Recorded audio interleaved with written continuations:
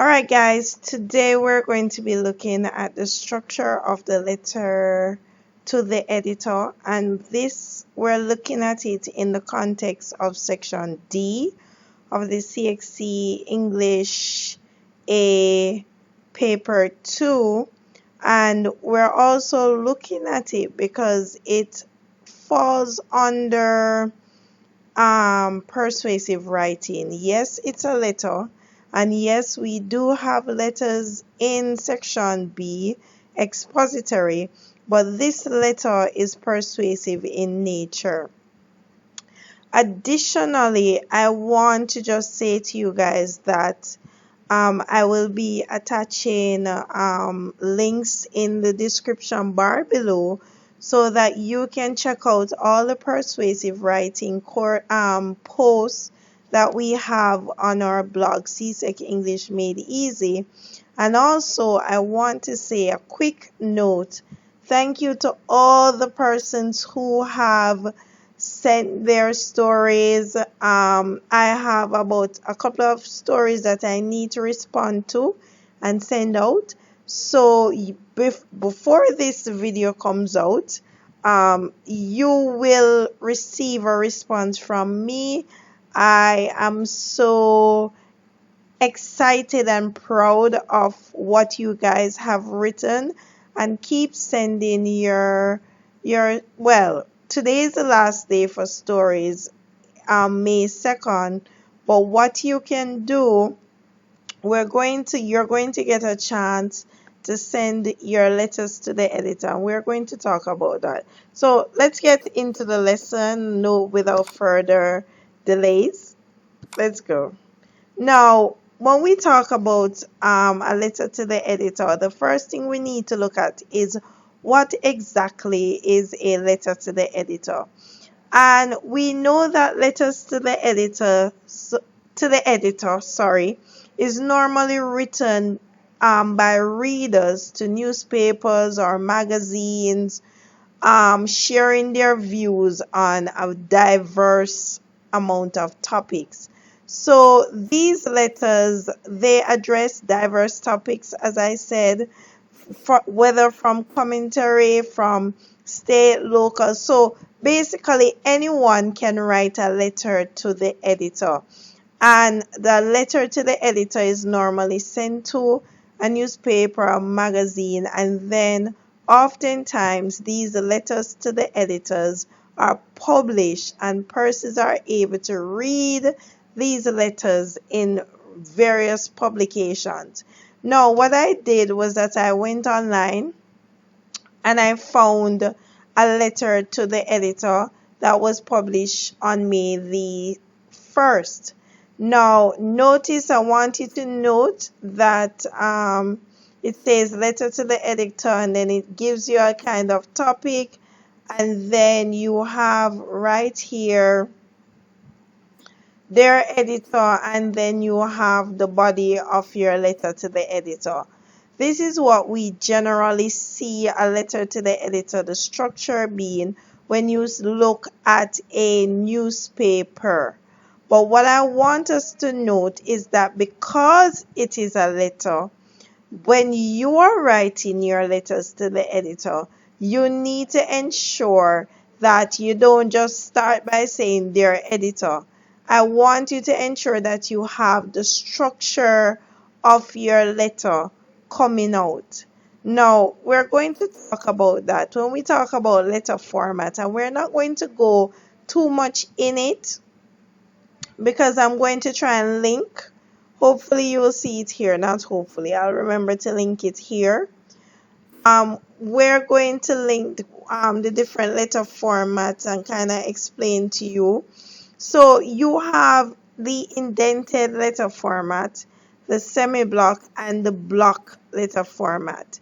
These three letter formats are the three letter formats that we most commonly see being used. Now, more so the block when persons are typing in comparison to the semi-block. Now, somebody is listening and saying, what? I don't understand. What is indented? What is semi-block? What is block? All right. Now, I just want you to look at this letter format. Now, when we talk about the indented letter format, your address and email address here is optional, but your address would go over here when we're talking about the indented letter format. And then down here, we would see our closing over on this side. So let me know if you remember. So some of you probably in primary school, probably in grade 7, this was the letter format that you were taught to use. It is a letter format. It's called the indented, where you have your address on this side and you have all of the closing on this side. That's the indented. Now, when we get to the block format, the block format is when everything is on one side. So you have your address, you have the date, you have the receiver's address, you have there. And let me tell you something, guys. I don't want to see it. Guys, this was one of the few samples that I could find that was basically what I was looking for. But I don't want to see a colon here. Please put a comma. And oftentimes, when we're writing a business letter, we also include a subject line right here so that the reader can have an idea of what we're writing about. Now, this would be considered the block format. Now, the difference between the block and the indented format is that for the, sorry, not the indented, the semi-block format. So let me start over. The difference between the block format and the semi-block format is that when you are writing using the semi-block, you indent your paragraph. So you would indent your paragraph. When we're using our block format, what do we do, guys? We don't indent. We skip a line like you see here. So this is basically our format or letter format. Once again, a more detailed post will be posted here that you can see. I'm going to also post links in the description bar so you can read the difference between the block and the semi-block and the indented. So we talk about letter format, and samples will be placed over on the blog. All right, so let's go. Now, let me go back a little bit. So this is the format here. This is the format. Please note that if you know the name of the person, the name, their position, the name of the company, the address, and you skip a line. Now, we're going to now look at the body of the letter. Now, persons are asking, what is it we put in the body of the letter? In the first paragraph, you state who you are and why you're writing. So it could be you are from, in this example, we see an architect, and what you're writing about, who you are and why you're writing the letter. The second paragraph, you explain the issue in the most persuasive terms possible. And when we talk about persuasive terms, this is where we now have our persuasive devices coming into play. I am going to link here the different persuasive devices so you can click on. So this is where you have your different persuasive devices coming into play. Your rhetorical questions, your use of statistics. Also, you can use use of authority and all of those. So you explain your issue and you try. The idea is that you're going to try and persuade them to really and truly agree or be convinced by what you're saying. Next, you explain your solution or opinion. So you state based on what you said in paragraph 2, the next paragraph you explain your solution, your opinion, what you think, all of these. And guys, I'm really going through this lesson and I'm not going to be going through in long drawn out. I'm trying to make it as short as possible. Paragraph 4, you state the action you would like to see. And so let's review. Going back, paragraph 1, you state who you are. And even if you don't want to state who you are, just explain why you're writing. Get to the meat of the matter. Why is it you're writing to the editor?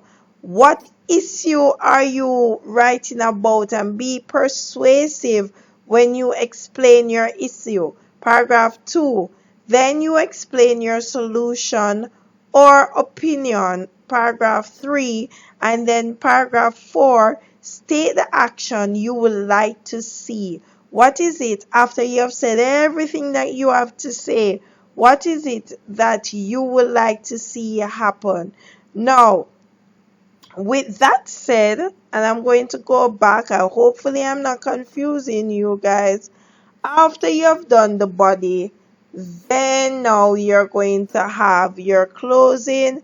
Remember, sincerely, respectfully, whatever you're putting, and then you leave this space for your signature and your name and your title, your position. What is it you do? Now, listen, guys, I want you to remember, if you're not sure as to the format, please consult the detailed post that will accompany this video. The post will be on CSECEnglishMadeEasy.com. Next, we're going to go into a few sample questions, and then we're going to talk about these sample questions rather briefly. First sample question is taken from the 2000 CXE past paper, and I found this question to be rather interesting. It says, in St. Barnabas, a woman found guilty of manslaughter was sentenced to 3 years probation. In the same court, a man found guilty of a similar offense was sentenced to 15 years in jail. St. Barnabas has a population of 200,000, of whom 525 are females. No. This should be 52%. This should be percent are females. At present, the population is 700. At present, the prison population is 730 men to 54 women. Based on the figures above, there are now strong opinions being voiced in St. Barnabas, my pronunciation is horrible, that men are being unfairly treated in the justice system. And so based on this context now, you are going to write a letter to the editor expressing your views on the situation. Guys, I found this question quite interesting. And so this is a sample question that we saw on this the 2000 CXE paper. From the 2002 CXE paper, this is another sample that was presented. Write a letter to the editor of the newspaper expressing your views on the following point of view. Dreamers are no help to country. What we need is practical people who can do things or get things done. I think this is quite appropriate in the environment that we are currently today, and I am curious to see the responses that I will get based on this question. Next, The editor of the, and this is from a 1990 past paper. The editor of the local newspaper is of the view that students today do not pay much attention to their studies. Write a letter to the editor disagreeing with this view and presenting counter arguments. So we have 3 sample questions, 3 different sample CXC type questions that were actually on CXC pass CXC exam paper, and I want you guys now to really and truly select one of the questions and write a response. Once again, you can send your responses to CSEME at CSECEnglishmadeeasy.com. I will put the email address in the description bar below. Guys, what do you think about the questions? What do you think about the letter to the editor? I tried to make this as brief as possible. I didn't want it to be a long, drawn-out lesson. For additional reading, please consult the links provided in the description bar. Also, tell me your thoughts on writing the letter to the editor. Are you struggling? Was this lesson helpful? What are some of these issues that you're having? The next video that we're going to be doing will be based on the argumentative/persuasive essay and speeches. Afterwards, we will be finished with section D, and then we're going to move on to section B when we talk about statistical reports, emails, notices, those types of things. So let me know where we're going through the paper rather quickly, or trying to go through the paper as quickly as possible. Alright guys, I will see you. Remember to like, comment, subscribe, and by the way guys, thank you for your kind comments and your likes. I really appreciate it, and I am enjoying responding to your comments. Keep the comments coming. Have a great night, great morning, great day whenever you see this. Bye bye.